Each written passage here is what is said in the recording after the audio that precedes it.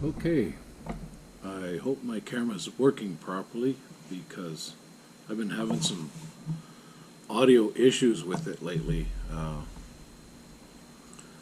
But I've had some time to think about this experience, and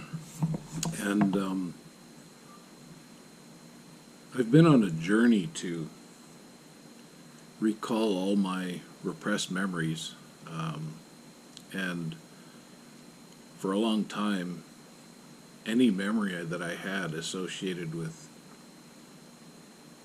Bigfoot, I repressed because,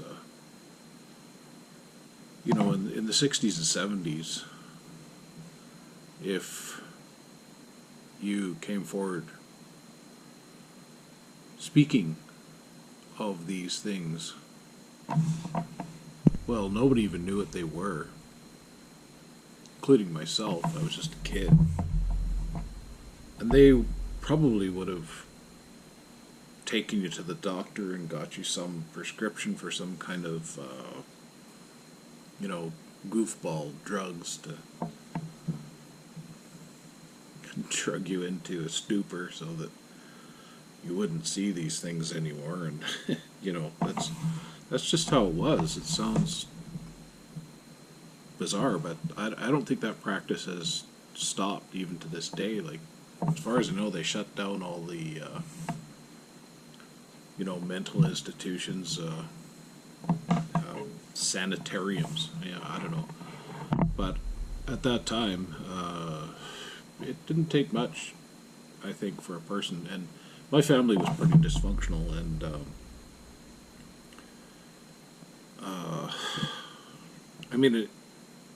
maybe it's a good thing I didn't know what it was, but today I believe that what I saw was a juvenile Bigfoot.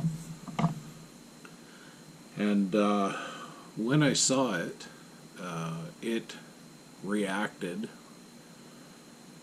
with surprise that I could see it.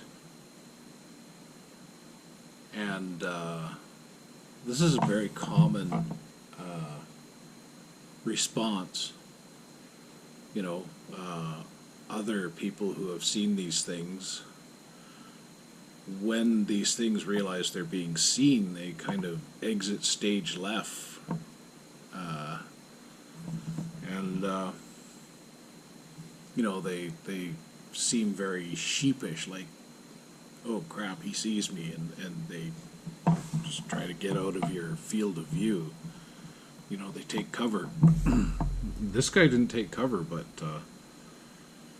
he wasn't threatening, or he wasn't threatened by me, in the least. I was just a little kid in a car. And at the time, when I received this mind speak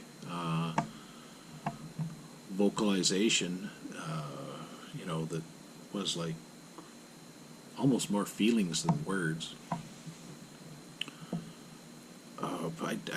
Because I was so young, I didn't really think there was anything wrong with it.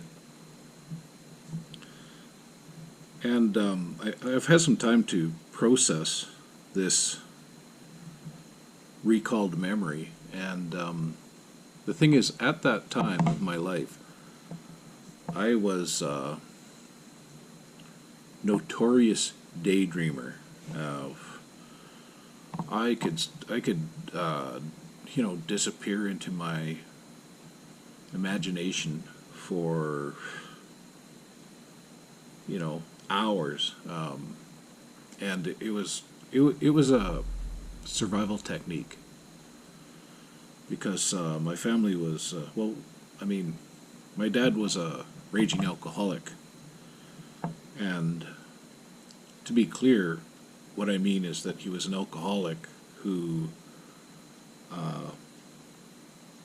was prone to fits of rage, completely unprovoked, no rhyme or reason, just random outbursts of rage. And, I don't even know if they made sense to him. And at that time, it was kind of a big deal, because he had a tendency to blackened my mom's eyes, and I remember like her leaving the house and visiting friends and relatives to get away from my dad for a while, and crying her eyes out and stuff. But she'd be wearing these oversized sunglasses, and to conceal her black eyes, because he'd haul off and belt her, and when I was a kid,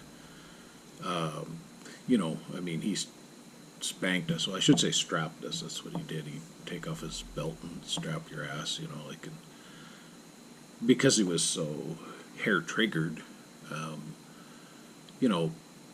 often I think you would just get strapped for just being a kid doing things kids do, right? Like, we weren't like chopping up the dog with an axe or anything crazy like that. Anyways, my point is that this daydreaming it used to really upset my family, from time to time, but it was a survival technique for me. I could avoid interaction with my family, and and I'd be quiet. I wouldn't be making a lot of noise, and I was mostly just trying to be left alone. And the reason I'm talking about this is it's related to, I think, why I saw this. I was on the internet the other day, and I don't know, just out of curiosity, searched daydreaming.